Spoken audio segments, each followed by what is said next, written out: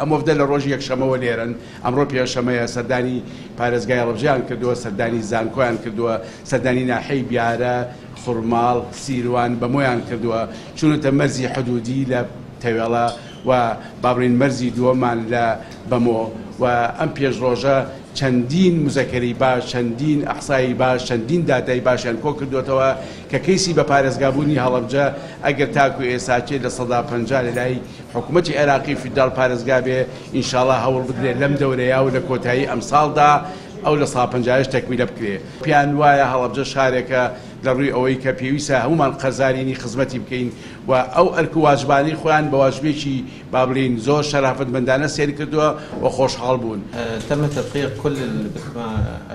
هەندێک کێشە هەبوون لە سنووری بەشێک لە ناحیەکانی هەڵەبجەدا کە پێویستیان بە دووبارە کێشانەوەی سنوور هەیە. هەروەها پێویستمان بە زانیاری لەسەر دامەزراوە ئابووری و فێرکاری و خزمەتگوزارەکانی هەڵەبجە هەیە بۆ ئەوەی بزانین تا چەند لەگەڵ پێوەرەکانی پارێزگا یەک دەگرنەوە.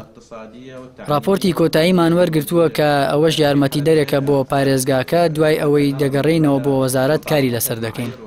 قۆناغی دووەم ئەوەیە کە پێداچوونەوە بەو راپۆرتانەدا دەکرێت و پاشان هێمای کارگێڕی پێدەدرێت کە ئەمەش خاڵێکی گرنگە چونکە کاتێک هێمای کارگێڕی دەدرێت بە هەڵەبجە ئیتر وەک ئەوەیە بوو بێت بە پارێزگا. دوای ئەوە دەمێنێتەوە بەڕێز سەرۆکی ئەنجومەنی وەزیران کە بەپێی دەستور ئەو دەسەڵاتی پێدراوە فەرمانێک دەربکات بۆ وەزارەتەکان بۆ مامەڵەکردن لەگەڵ هەڵەبجە وەک پارێزگا. هەروەها سەرۆک کۆماریش بە دوواداچوون دەکات و پشتیوانی بابەتەکە دەبێت و مەرسومێکی کۆماری دەردەکات. محافظة حلبجة تقريبا يعني